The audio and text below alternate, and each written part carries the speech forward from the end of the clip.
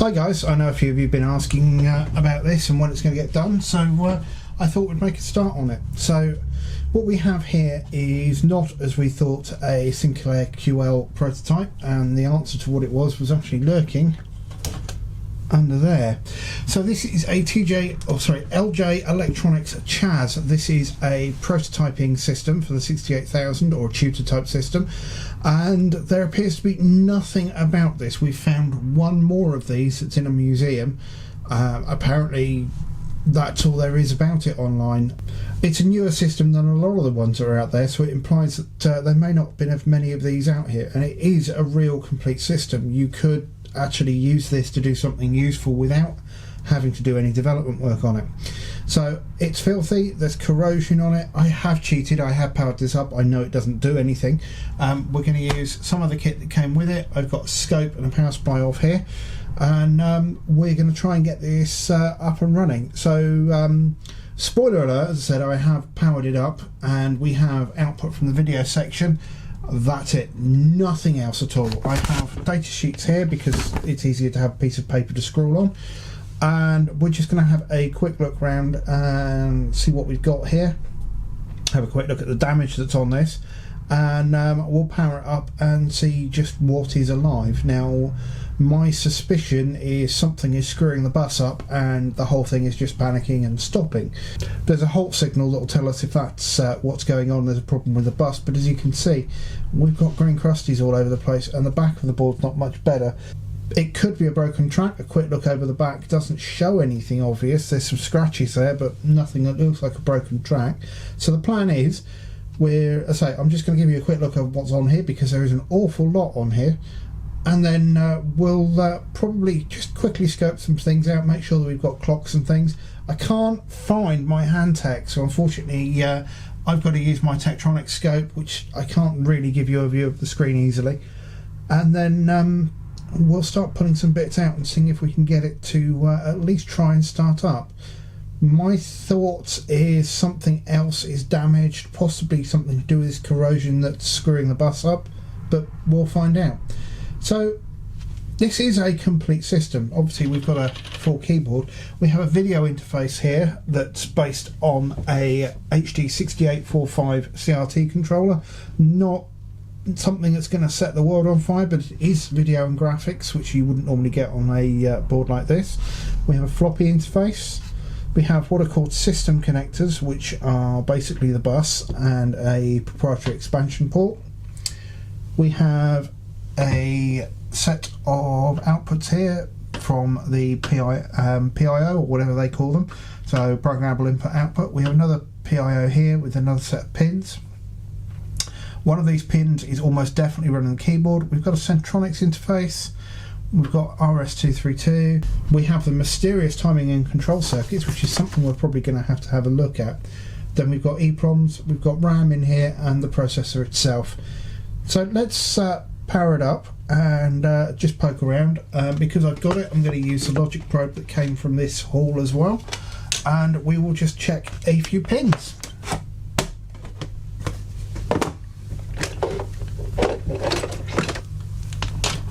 So first thing I'm going to do is set my power supply to 5 volts, and I'm going to current limit it. So we'll just short those together and wind the current back. I think we should be safe at about 500 milliamps. So 5 volt on the top there, 0 volts. This is going to be quite a difficult one to work with because it's quite a big board, and we've gone straight into current limit. Let's just gently nudge that up. Make sure nothing bad is happening. So 1.28 amps, which seems excessive to me. So I'm not seeing anything immediately worrying, but let's just have a quick poke around. My understanding, again, there's no documentation on this. My understanding is that the processor clock is derived from the video. It was quite a common practice on some of these earlier machines. We have a 16 megahertz crystal up here, and that is pulsing. so that's good. We have a clock there. I don't think there's anywhere else that we can easily access a clock. Oh, there we go, clock there.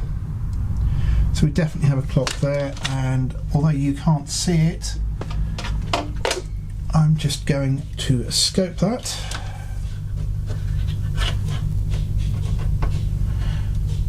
And we do indeed have a clock.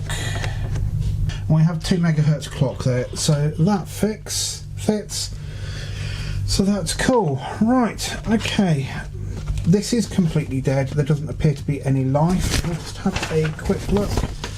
So we've got various data sheets here. Sorry, I've put the data sheets over the mic. So let's just grab... Oh, come on. Let's just grab our EEPROM, which is there. Sorry, RAM and EEPROM, we'll put those to one side. So what I just want to do is go for A0 and D0 on these, just to see if we've got any life. So I'm going to go straight for the video, because I suspect we have video. I don't know if this is going to show it. There you go. If you can see that, you can see our vertical sync, and we have horizontal sync, and the horizontal sync is there. I know that for a fact. Sorry, the probe doesn't show it, and I know we've got video. I can't remember what the CS is. So we're going to go for A0, which is 5th pin up there, and you can see that we've got life there. And we'll check the same down here, and that's stuck high. That's stuck high, and I believe it will be the same on those. Yes, so the RAM, again, we're looking for A0, stuck high. 1, 2, 3, 4, 5. That's low. Okay, 1, 2, 3, 4, 5. That's low. 1, 2, 3, 4, 5. That's low. Why was that saying high? You all saw it, I'm sure you did. Let's just power cycle that quickly. Yeah, okay, so low, low, low, low. Was I off by a pin? Okay, so doesn't appear to be any life there. So let's just make sure that our clock is getting to the bits we know are working. So pin 21 on the CRTC up here is our system clock, and you can see we've got both LEDs lit, which means there is a system clock there. So we need to go for the 68,000 now. I'll make sure that we've got a system clock. So our system clock is on pin 15. 1, 2, 3, 4, 5, 6, 7, 8, 9, 10, 11, 12, 13, 14, 15. We have a system clock. Now above the clock we should have VCC, which we do, and below the clock we should have ground, which we do, and then importantly we have a halt line here. What's the halt line doing? So we have a not halt, which means that should be low to say it's halted, and that's high, so the processor doesn't think it's halted. Right, are we in reset? Reset is next to that. Sorry, need to count again. 1, 2, 3, 4, 5, 6, 7, 8, 9, 10, 11, 12, 13, 14, 15 is our clock. Yep, and reset is 18, 16, 17, 18. We are not in reset. And then a little bit below that, on pin 22, we have bus error.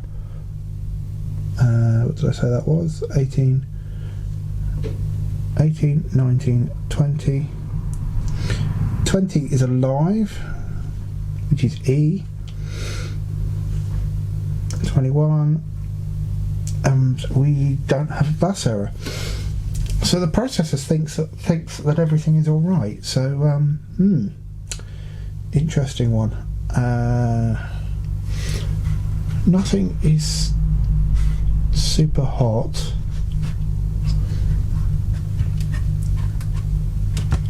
Floppy controller's a little bit warm. Right, so where do we go now? We've got a clock at the processor.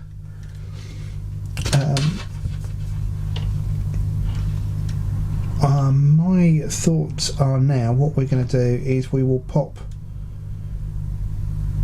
these two out, pop the floppy controller out, pop the ROMs out, pop the PIOs out, and see what happens. Let's see if anything happens now. I suspect it's not going to. So we're going to go back on that pin.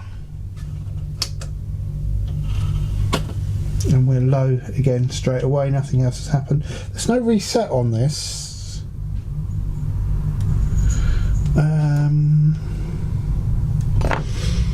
Can we sort ourselves out a reset? So we've got not reset, so that needs to go low to reset it. What is it at the moment? High, that's good. Our halt, let's go back over here. 1, 2, 3, 4, 5, 6, 7, 8, 9, 10, 11, 12, 13, 14, 15. That's our clock, that's still good. 16 is still ground, that's good.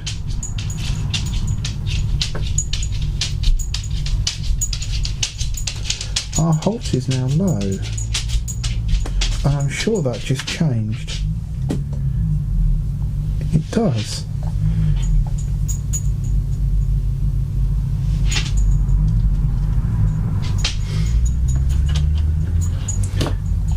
I'm definitely not going mad, that definitely was low. Let's just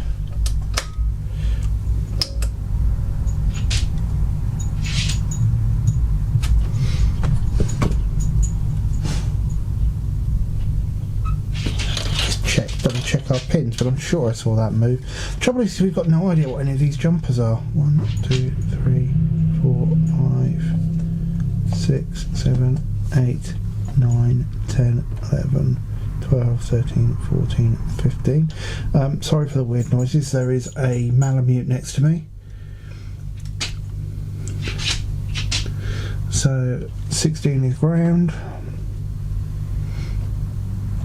and 17 is halt, which is high. I must have inadvertently touched the ground or something. I'll have to go back on the video and check that. So this might be the next place to look. So I don't think we are running at all.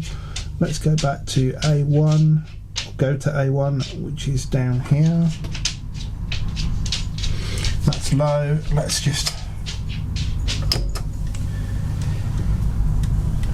Something happens, but that could quite easily be the reset pulse.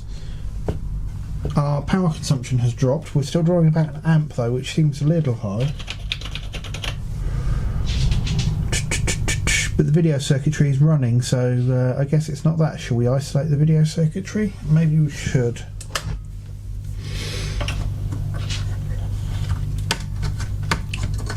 Well, there is damage on some of the sockets on this board.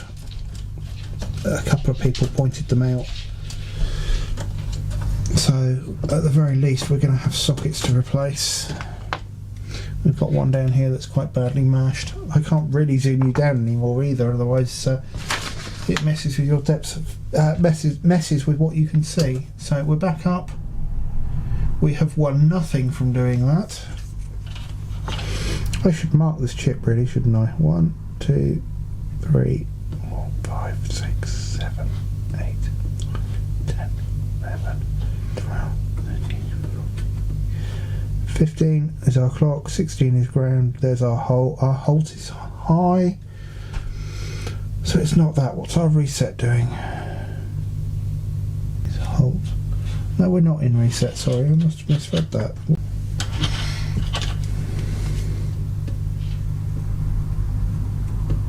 almost feels like we might have, because I'm sure I saw something. So you can see we do reset when we power up, and that's fine. And the Halt line is briefly low when it's in reset, so where do we go now? Let's, just out of curiosity, somewhere here amongst all the paperwork we should have the UART.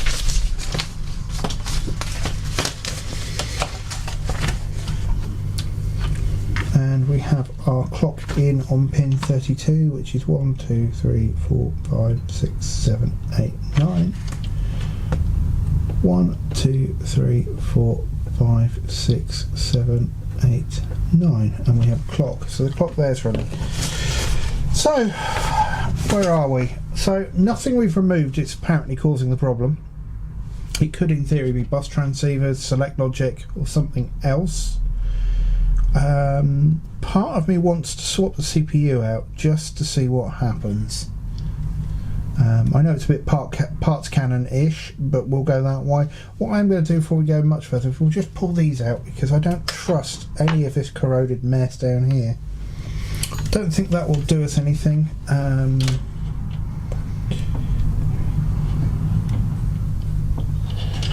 Let's go straight for an address pin and see if we get anything. I think we decided the fourth one up would do us.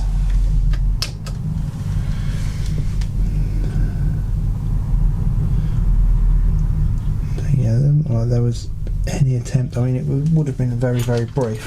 What we'll do is we'll just quickly pop the scope on, double check what I'm going for here, which is A1, which is indeed the fourth pin up.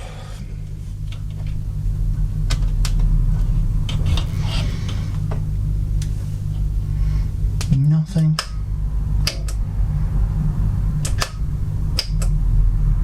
Nothing. Shall we change the chip just to be sure? I've got spares. I always hated, even in the Amiga, removing these chips.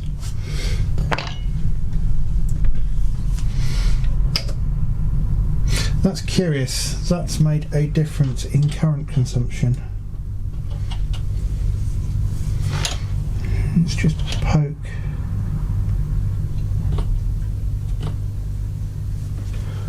Just double check what I am poking there. Okay. So I'm poking Q0, so that's an IO line. Where's our selects? E is enabled, which is 20. 1, 2, 3, 4, 5, 6, 7, 8, 10, 11, 12, 13, 14, 15, 16, 17, 18, 19, 20. So our ROM is enabled, and it does actually get enabled. What about our RAM?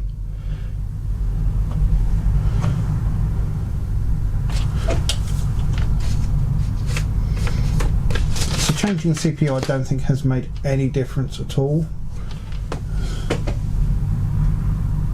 which I didn't actually expect. Our RAM, let's try and find a clean pin, is there.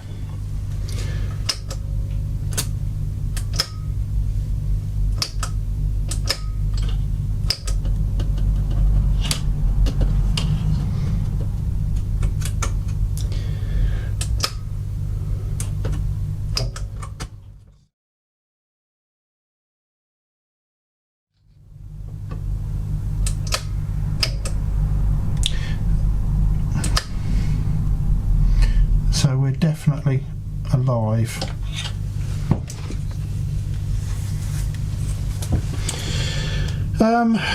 So we can select these. There is nothing happening with these, which is slightly concerning and could be down to the state of those sockets. Let's just blast them. I don't know that there's enough left of them sockets for that to even be worth doing, because I can see, I don't know if you'll see it on the video, we're actually missing 1, 2, 3, 4 pins there. So I think these sockets are going to need replacing regardless. I guess it depends on what the monitor actually needs when it boots. That I'm almost positive is clock, although we could potentially be involved in the RAM chip select lines. That would explain why they went away.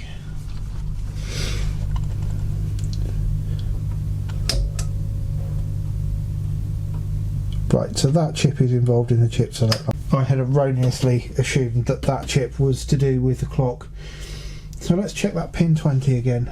So 15, 16, 17, 18, 19, 20. So this is our chip select. So the chip is selected. That's a 10. Wouldn't expect that to do much. And that's our output enable. So the outputs on that are on. Okay. So outputs to that are on. That's fine because we're 16 bits wide.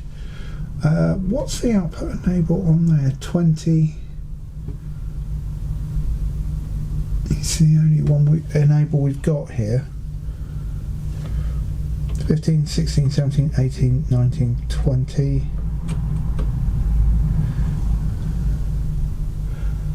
And actually we've got skip 1, 21. That's enabled as well, as is that. So it certainly looks like they're all enabled. Just curious, is there an output enable or a select on the UART? Yes, there is. 1, 2, 3, 4, 5, 6. 1, 2, 3, 4, 5, 6. That's high, that's good. Didn't grab the floppy controller details, which was a mistake. So, going back to the chip. Surely that should show up as a bus error. I should really mark on the chip, shouldn't I? So we want 17, which is halt.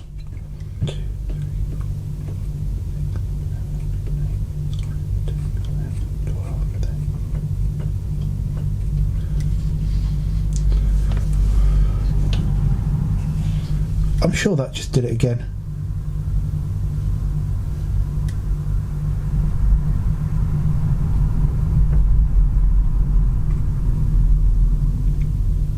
There you go, I'm not going mad. That's now halted.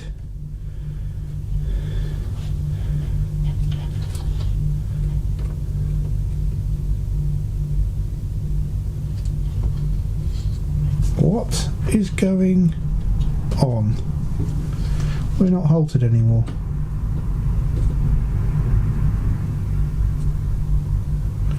Is it me loading the clock? No. Right, bus error is halt is low, reset, sorry, halt is high, reset is high, EMA is high, E is pulsing, which I'd expect, BIPA is high, and bus error is high. We've got the bus error here. Right, bear with me, I'm going to go sort out a reset switch. Right, so we now have a reset switch of sort. It's just a wire, and we can see if we reset the system, that's fine. So now we're slightly stuck, and I will probably stop this at this point. We need to change these sockets. I think we need to change those sockets. We'll flip it over and have a quick look at the bottom. The problem here is I don't know much about the 68000 architecture. I can program it, but I don't know much about it. So let's just disconnect things here, flip it over. Mainly I want to see how bad things are here, and we'll give this a quick clean up. Well, that's pretty grim, isn't it? I don't think we've lost any tracks there, but it's possible that we've got shorts in there. So I'm just going to put you on hold. I'm going to get the appropriate brush and we'll give this a clean up. Right, let's have, not that side, some IPA on here and see what we can do. I think this needs refilling.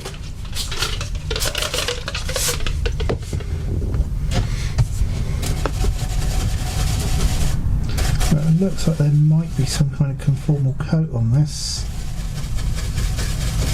which the IPA has just dissolved. Let's get right in between those pins. This is a little nylon brush. I mean, the RAM sockets are done for. They will definitely need looking at. We've got PTHs there that could be not very good. So we want to go with the direction of the track, so we go through between the pins. I'll rinse this in a second. Certainly there's been, mind you, this could be a hand build. We've got a speaker here that's obviously not working. Right, let me just rinse that off. I need to unplug before I do that.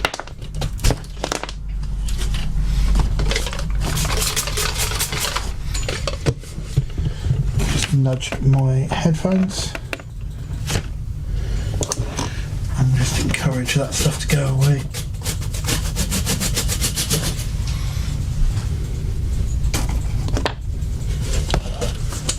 And bring Chaz back. Don't need you anymore. I don't honestly expect that to make any difference. I strongly suspect that we're not going to get anywhere until we've done something with those sockets. No difference in current consumption. Really expect that there would be. Oop.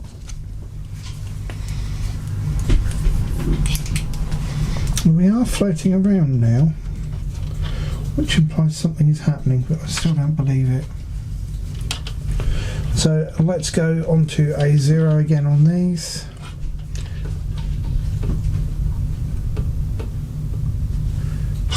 Let's connect everything up. What's going on here?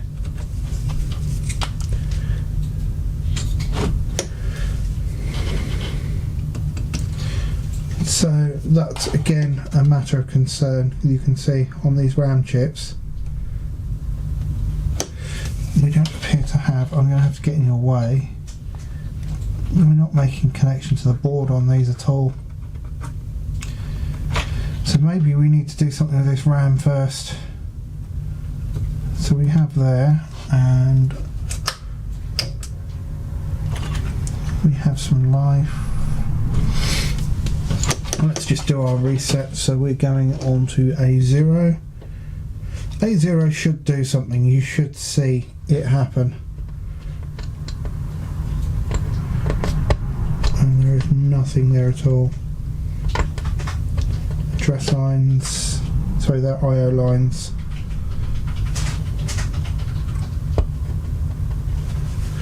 And our select lines, I'm guessing, are probably doing nothing as well.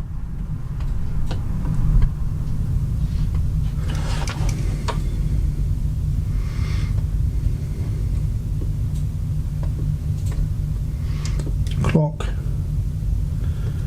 I've lost my bit of paper.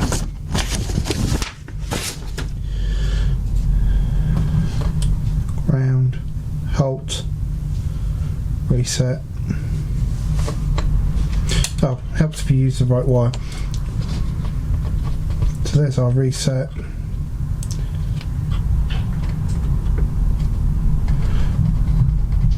So that should be A0 on there. Nothing. And we'll try the same over here. So we have some response there. It looks like we are briefly trying to read the ROM.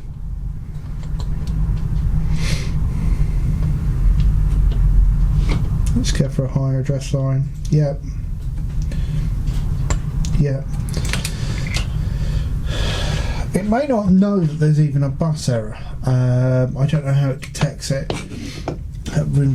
need to do some reading up on the chip. So my gut feeling right now is these aren't helping us. This probably isn't as well. So I need to order 2 of those, or possibly a number of those. Maybe, I mean this is a development board, maybe we should put ZIFs in there. We should probably consider ZIFs for those. So I think I will stop this video here because there's not much point in going any further. We'll just quickly pop those chips back in so I know where they are and make sure they're in properly this time. I have other RAM, so I will try, or rather on the next video we'll try and replace that RAM and see if that helps. Bendy. And maybe we should have a look at, let me just move it down and zoom you in. Maybe we will take a look at these here because these sockets are quite mullered. So I need to order some sockets. I'm not replacing all of them on here, that will just take forever. But I think we will definitely replace these 3. We'll definitely do those on those. I'm going to put ZIFs in there just because it's a development board. You're going to be taking those in and out, and if we can get it working then we'll go with ZIFs in there. We probably straighten a few pins out, but I'm not worried about that until it's working. I think what's stopping us at the moment is the RAM. Let's just have a quick look and just see how many pins that we don't have anything on. So we just go over here on the VPA, not VPA, to make sure that we've actually got things working. Our current consumption has gone up. We haven't just suddenly sprung to life, have we? No. So dead. I'm putting false on these, by the way. Dead. Possibly. Dead. Possibly. So certainly this RAM is going to be giving us problems. This one looks to be slightly better, but we know there's pins missing from this. Actually, this one looks a lot better.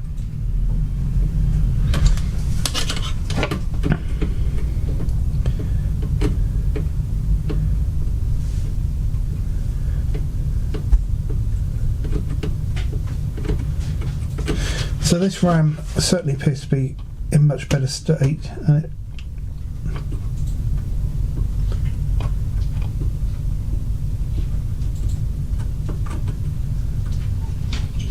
So yeah, we've definitely got nothing there. That is IO 7. Sorry, IO 8.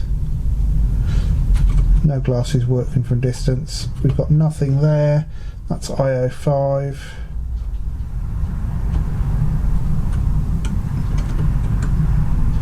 Not really got much there. That was sort of working. If we go this side, nothing. Yeah, you get the picture. Right, I'm going to stop you here. I'm going to order the sockets and we'll replace those in the next video. We'll replace this one. I'm going to get ZIFs in, as I said, and maybe this will get us going again. Maybe it won't. I suspect we're probably, actually, you know what, we might as well change these as well. So we'll change some sockets and we'll try again and see what happens. Might dump this firmware as well just to see what goes on. Anyway, thanks for watching. Take care.